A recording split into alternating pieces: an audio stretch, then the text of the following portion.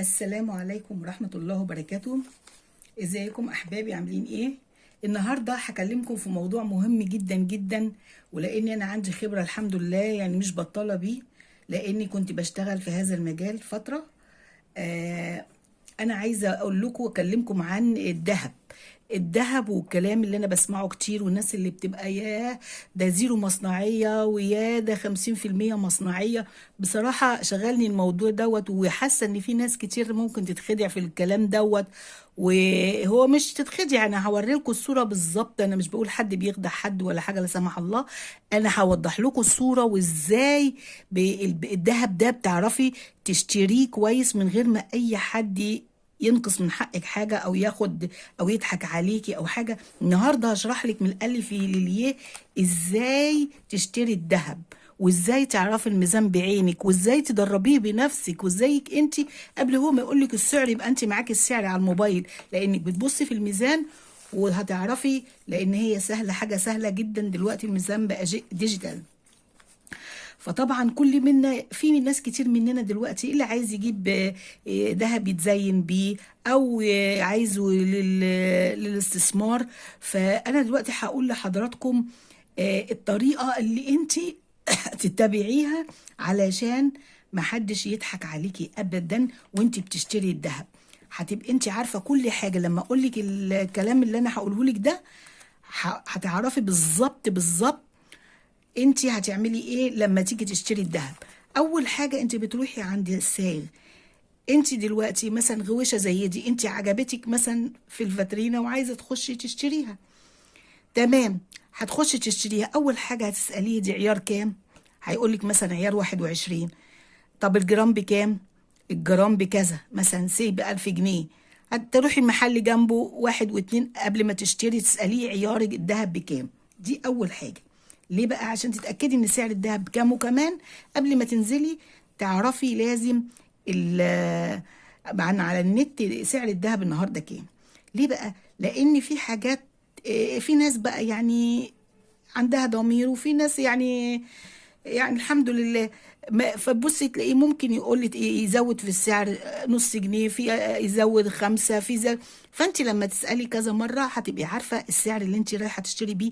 العيار 21 بكذا، او اذا كان عيار 18 هتسالي السعر ده بكام، هيبقى تعرفي ان السعر 18 مثلا بكذا. خلاص عرفتي السعر، خلاص هتتوكلي على الله وتخشي المحل اللي عاجبك فيه الاسوره. ويستحسن تنقي محل حسن السمعه. يعني ايه محل حسن السمعه؟ يعني تكون سمعته كويسة، ميزانه كويسة، يعني ما بيتغلاش في المصنعية. في حاجات كتير مراوغين فيها. يعني أنا بقول لكم أنا اشتغلت في المجال ده فترة مش بطالة، وعرفت كل حاجة، وكنت بوزن وببيع وكله، وعارفة أسرار المهنة دي إيه.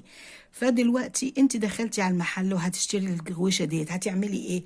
اول حاجة هتعمليها تقولي له لو سمحت هيصفر لك الميزان. الميزان دلوقتي ما بقاش شغلة. الاول كان في سنة صغيرة بنوزن بيها الذهب، زي جرام ونص جرام و200 ملي والكلام ده. لا، النهارده الميزان عامله زي الموبايل، شاشه ديجيتال. يعني ايه شاشه ديجيتال؟ يعني الارقام بتبقى كده، لو جرام هيبقى كده، لو 2 جرام هيبقى كده. مثلا انت عارفاها اهي، لو جرام هيبقى مثلا مكتوب كده، اللي هو ايه 1.00 او 2.00. ده كده 5 جرام مثلا هتبقى كده كده اهو اهي. خلي بالك بقى، لان هنا بيبقى فيه لعب. اولا شفتيه صفر الميزان، هتحطي دي على الميزان، طلعت مثلا 5 جرام. حلو، 5 جرام ما قدامهمش حاجة خالص، وممكن تطلع 5 جرام وقدامهم كده 500 دي، يعني نص جرام. لأن الجرام فيه 1000 ملي، في ايه 1000 ملي.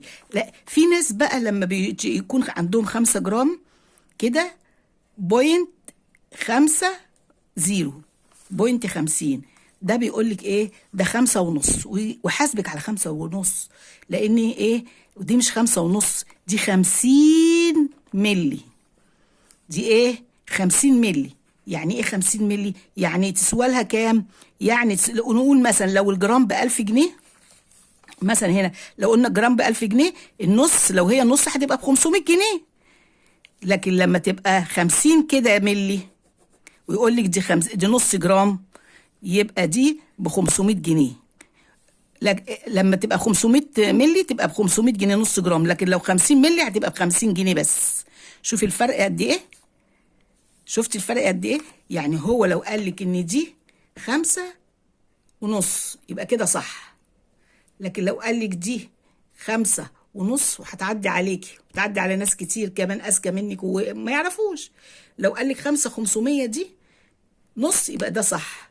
لو قال لك 5 على دي 5.5 ده غلط كده. ليه بقى؟ لا، وبعدين بقى اتفصلي معاه في المصنعيه ويريحك في المصنعيه ويريح تقول ده راجل كويس ومتهاود ومش عارفه ايه، وهو ناتش منك هنا ايه؟ ممكن نص جرام، ممكن 3/4 جرام، يكون هنا دي 0.75، يكون هنا 0.90، ياخد منك حق جرام بدل ما هي 90 ملي، دي 50 ملي، انما دي 500 نص جرام. خدتوا بالكم؟ اكتبهم لكم لوحدها. دي كده 500 كده، دي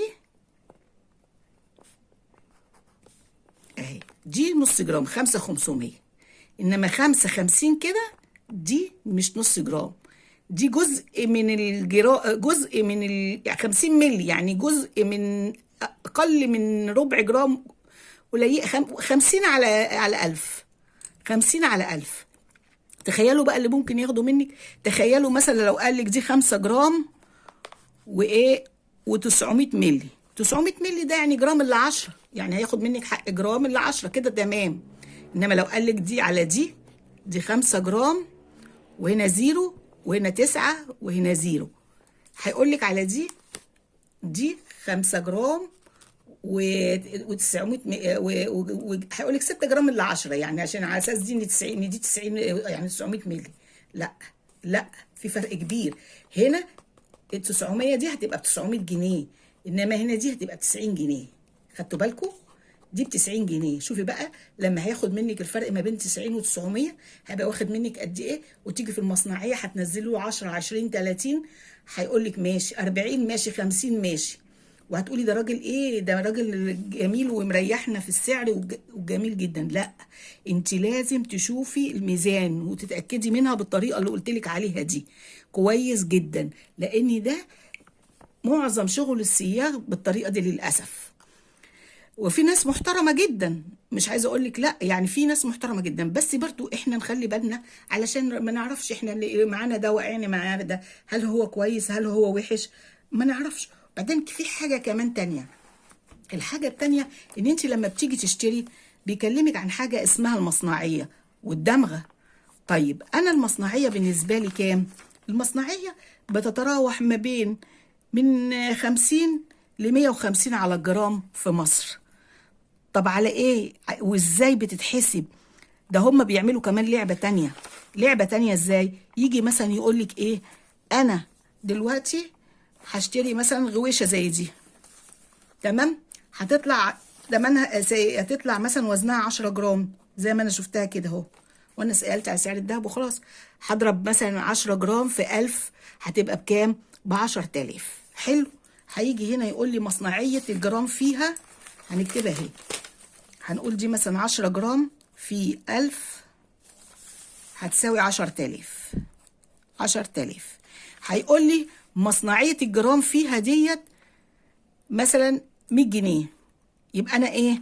هضرب 100 دي في 10. خلاص؟ هضرب 100 في 10 يبقى مصنعيتها كام؟ 1000. خلاص. أنا دلوقتي تقولي له أول حاجة أنا عايزة الدهب صافي كامل الأول، مالكش دعوه باي حاجه ولا دمغه ولا ضريبه ولا مصنعيه، انا عايزه سعر جرام الذهب بس حسب ما انت اصلا سالتي عليه بره. هيقول لك سعره كذا، ماشي. طيب اوزن لي دي، وزنها لك وحط لك على الميزان وشفت الميزان مصفره وحطيتي مثلا الغويشه اهو طلعت 10 جرام، شفتيها بعينك 10 جرام ما فيش تحتيها حاجه، او لو في تحتيها حاجه خليتي بالك ان ما فيش صفر قبلها، لو في صفر قبلها تبقى دي يعني 1/10 من الجرام. مش مثلا نص جرام او 800 جرام او 800 مللي او حاجه. خليتي بالك من الحته دي، هتخشي على حته تانية. انت عملتي سعر الذهب صافي الاول ليكي كده كام المصنعيه؟ قال لك 10 جنيه، 10 جنيه، 100 جنيه على الجرام، 100 جنيه على الجرام مثلا في الغوشه دي، في 10 في 10 في 10 جرام الغوشه وزنها 10 جرام في 100 جرام في المصنعيه 100 جنيه، هيبقى 1000 جنيه. 1000 جنيه دوت هيبقى ايه الحساب عندي؟ 11000 جنيه بس. هيقول لك دمغه، هيقول لك مصنعيه، قولي له لا، الدمغه والمصنعيه بتبقى داخل، الدمغه والضريبه بيبقى داخل المصنعيه دي. في ناس بقى تانية تقول لك لا، صياغ تانيين يقولوا لك لا، ده انت لازم تجيبي تدفعي مش عارفه ضريبه وتدفعي دمغه. قولي له لا، المصنعيه شامله الضريبه والدمغه. المصنعيه ايه؟ شامله الضريبه والدمغه. ضريبه ال 21 6 جنيه وريال، وضريبه ال 18 9 جنيه وريال. وتخليكي فاكره كده وحافظه ومذاكره علشان ما حدش يضحك عليك. قولوا له المصنعيه بتبقى متضمنه الضريبه والدمغه، يعني انت ما تدفعيش الا حاجتين، اللي هو سعر الذهب وسعر المصنعيه ال 100 جنيه اللي انت اتفقتي عليه. وكله كلام فاضي، يعني هو الدمغه 6 جنيه والضريبه 6 جنيه وريال، فكله كلام فاضي وبيبقى متضمنه. واصلا هيقول لك لا، ده انا هضرب لك ال 6 جنيه اللي هيضرب لك الضريبه والدمغه في عدد في السعر بتاع ال 10000. يعني عايز ياخد بقى منك ايه؟ النسبه على ال 10000 اللي هو ثمن الغويشه. قولوا له لا، النسبه بتبقى على المصنعيه بس وشامله المصنعيه. عرفتي؟ ال 6 جنيه وريال دي منين؟ من على ال 100 جنيه بتاعت المصنعيه، اللي هي تبقى على 1000 جنيه، اللي هي تبقى كام؟ المصنعيه على الغوشه كلها هتبقى ايه؟ 1000 جنيه. يبقى انت هتاخدي الضريبه على ايه؟ حتى لو صمم، يبقى انت تديله الضريبه على ال 1000 جنيه اللي هو المصنعيه بس. 6 جنيه وريال على المصنعيه بس، مش يضرب لك 6 وريال في ال 10000 حق الغويشه ولا في ال 11000 كلهم، لا، تديله 6 جنيه وريال على ال 1000 بس، اللي هم بتوع المصنعيه. يقولوا له دي اسمها ضريبه القيمه المضافه على التشغيل، على التشغيل، ومتضمنه كمان الدمغه مع المصنعيه.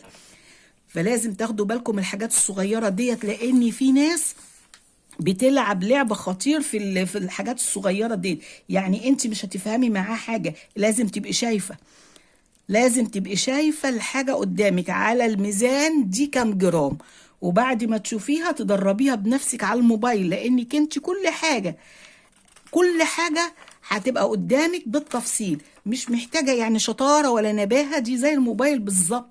ده لو انك انت هتشتري حاجه كده مصنعه للاستخدام والزينه. انما بقى لو هتشتري حاجه للاستثمار، ما تشتريش مشغولات. ليه بقى؟ لان المشغولات ديت هيبقى عليها مصنعيه مثلا على الغويشه 1000 1000 ونص، هتقف حسب وزنها.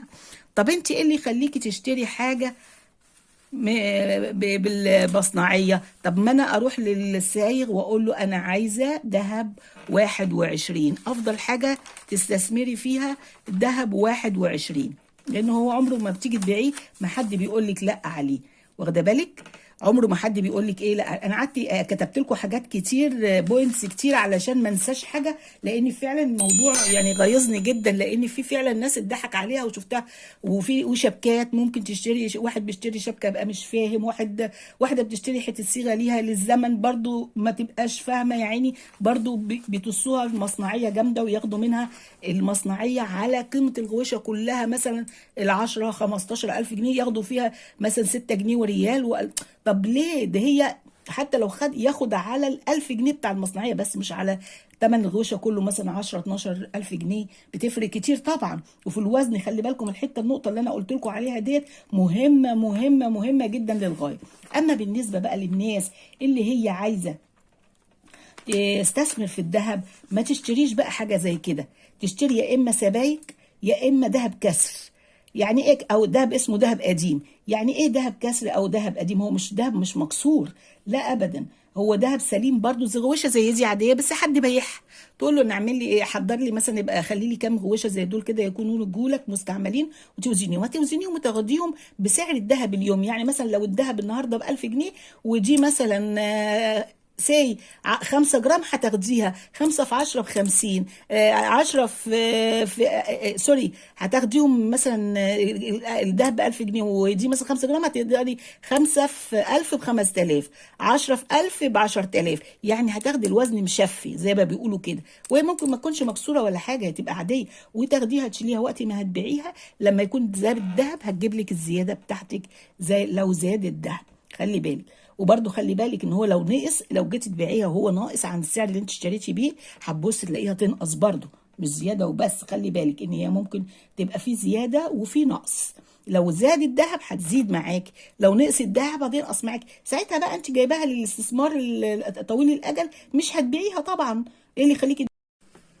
بالنسبة بقى للذهب الكسر، معلش عفوا الموبايل فصل، رجعت لكم تاني. لو بالنسبة للذهب الكسر، احنا قلنا تشتريوش مشغولات، تشتريه ذهب كده، تشتريه ذهب مستعمل، وطبعا تتأكدي من الدمغة، ده شيء لازم، ويا ريت يكون برضو عيار 21، ولانه ما فيش حد ابدا بيرفض ان هو يشتريه بعد كده، وبرده بتحتفظي بيه، او تشوفي موضوع السبائك دوت، لو السبائك ديت مش عليها مصنعيه كبيره زي ما بيقولوا، حكم دلوقتي بيقولوا ان السبائك عليها مصنعيه والكلام ده، مش عارفه ليه، لان زمان ما كانش فيه كده، كان في عندنا الجنيهات بتاعت جورج اللي هي 8 جرام ديت، اللي عايز بيشتري جنيه وبوزنه 8 جرام، ده 8 جرام بيحاسب على ال 8 جرام، ما كانش فيه مصنعيات ولا الكلام الفاضي اللي احنا بنسمعها دلوقتي على السبائك والحاجات اللي بيعملوها ديت، ودي ماركه ايه ودي مش عارفه ايه، سيبك ابعدي عن الحركات دي كلها، لان بيبقى فيها زياده في السعر، والزياده في السعر دي مش بتاخديه لما تيجي تبيعي، بتاخدي وزنك، الوزن الحاجه اللي معاك الفعلي،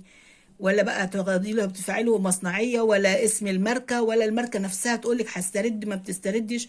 وحصل موقف قبل كده، والماركات اللي هي بيقولوا عالميه ديت بترجع يقول لك اصل، تكلمي المندوب اللي انت اشتريتي من عنده يقول لك، اللي هو المحل يعني، يقول لك اصل الشركه واقفه دلوقتي شراء او استرداد ومش عارفه ايه، يعني ما تعرفيش تبيعيها عنده، بتضطر تبيعيها في اي مكان، وباقل طبعا من قيمتها، مفيش داعي للحاجات دي، يا ريت تاخدي حاجه ذهب ذهب، انت واخده ذهب، انت مش واخده اسم، انت مش واخده حاجه تتمنظري بيها، انت واخده حاجه عايزه تحتفظي بيها للزمن، فتاخدي ذهب ذهب، وعلى قد فلوسك تاخدي بيه ذهب، ما تاخديش بيه بقى الحاجات دي كلها، لا مصنعيه ولا اسم ولا الكلام ده كله.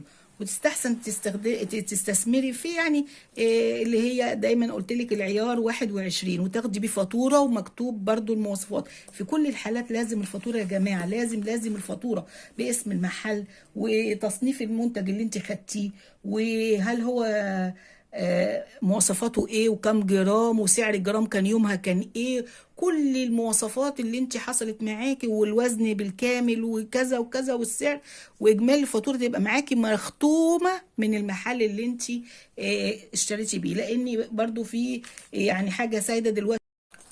وبكمل موضوعنا معاكم، معلش الموبايل فصل تاني. دلوقتي كنت بتكلم معاكم على ان الفاتوره مهمه جدا، لان في اتجاه سائد دلوقتي ان في ناس تقول لك لازم الفاتوره، لازم الفاتوره، دي حاجة. المهم بقى ايه، قبل ما نخلص، في حاجة انا شايفاها دايما دلوقتي، اعلانات على الفيسبوك، زيرو مصنعية، البيع الذهب بزيرو مصنعية، ب50% مصنعية. انتوا عارفين القصة ايه؟ لان اصلا اولا معظم المنتجات اللي بيبيعوها كلها فصوص، لما تيجي تشتري حاجه ما تشتريش فيها لا فصوص ولا فيها مينا اللي هي الزرقاء واللبني والملونه دي، ليه؟ ولا العين الزرقاء والكلام ده، كل ده بيوزن عليكي دهب. فهم بيعملوها زيرو مصنعيه ليه؟ لانها كلها فصوص، والفصوص دي كلها فيك، مش حقيقيه. فهو لما يديها لك يسيب لك 100 جنيه ولا 200 جنيه، دي مش قصه، ولا 300 ولا 500، دي مش قصه، ما هو واخد جرام ولا 2 ذهب مكان الفصوص، مكان الذهب. يعني مثلا الفصوص دي كلها ما تجمعش كلها 100 جنيه، وهو واخد لك قدامها مثلا كام الف جنيه. فانت ما تفرحيش قوي بزيرو مصنعيه وب50% مصنعيه، لا لا، بصي انت هتاخدي ايه. لو زيرو مصنعيه ماشي، يبقى خير وبركه، لو هي ايه، لو هي دهب خالص، ساعتها هنقول ايه؟ برضو ربنا يبارك له، هو اكيد عنده الذهب كان مثلا جايبه على سعر اقل وزاد معاه في المحل، سعر الذهب زاد فزاد عنده، فكده الله يبارك له، هو ده حقه والله يبارك له. تاخدي حاجه ايه؟ ذهب في ذهب، تاخدي حاجه ايه؟ ذهب في ذهب. لكن ما تاخديش نصها فصوص ولا ربعها فصوص، لان لما بتيجي تبيعي بيطير لك كل الفصوص دي، ما يشيلهاش، بس يقول لك الفصوص دي هتساوي جرام، لا هتساوي 2، ممكن يقول لك تساوي 3 حسب بقى عددها، ويخصم لك 3 جرام من الذهب، وهي ممكن كمان ما طلعش جرام، ما طلعش جرام ولا جرام ونص، ويبالغ لك في ايه؟ في تقييمها. فساعتها انت لو حتى دلوقتي عندك بالفعل حاجه فيها فص، ويجي يقول لك اقيمه مثلا، انت كده كده هتبيعي ونويتي تبيعي، خلاص قولوا لا شيل الفص، شيله بالراحه كده من غير ما يكسر اي فتفوت الذهب من عندك وياخدها ولا حاجه معاه في الحاجه، وتقولي له وزن لي حاجتي من غير الفص عشان يبقى معاكي حقك ومع حقه. مش مثلا يبص لهم كده يقول لك دول 2 جرام، لا دول 100 دول جرام، دول 3 جرام، ويهف منك 3 جرام على حس ان الفصوص دي كلها 3 جرام. قولوا له لا انا كذا كذا كذا كذا، ومفيش حاجه بترجع لا بقول لك لا بفصوص ولا مش بفصوص ولا الكلام ده كله. والمينا دي برضو نفس الشيء، والعين والزرقاء والكلام ده كله، كل الحاجات ديت بتحسب عليكي الافات. هو ما يسيب لك حاجه في مصنعيه 500 600 جنيه ولا 300 جنيه مصنعيه، دي مش قصه. القصه الحقيقيه اللي هو بيخدم يكون بيديكي ذهب كده اي عيار مش مهم، بس انت بتاخديه على سعره، سواء 21 على سعره 18 على سعره، بس يكون ما فيهوش لا فصوص ولا مينا. هو ده يبقى كده، هو كده انت شاطره كده وخدتي حقك. غير كده لا. وبرضه تسالي على سعر الذهب كام، وتشوفي برضه الميزان كام، علشان ما يبقاش في وسط الهيصه والمهرجانات دي كلها اكيد ما فيش تركيز، واكيد ما فيش حد بياخد باله من حاجه، وكلهم فاكرين ان هم بيفرقوا والناس بتجري عليهم بالطريقه دي. ربنا طبعا يرزقهم وكل حاجه، وربنا يكرم الناس المحترمه، الناس اللي هي بتراعي ربنا في بيعها وشراها. وبرضو احنا بننصحكم علشان برضو انتوا تاخدوا بالكم من مصلحتكم قبل اي حد ما ياخد باله منها. واشكركم والى اللقاء، ويا ريت شاروا الفيديو ده، مهم جدا لكل العرسان وكل الناس اللي عايزه تجيب دهب او عايزه تبيع دهب علشان يستفيدوا، والدال على الخير كفاعله. واشكركم والى اللقاء، وما تنسونيش في اللايك والشير، والسلام عليكم ورحمه الله وبركاته.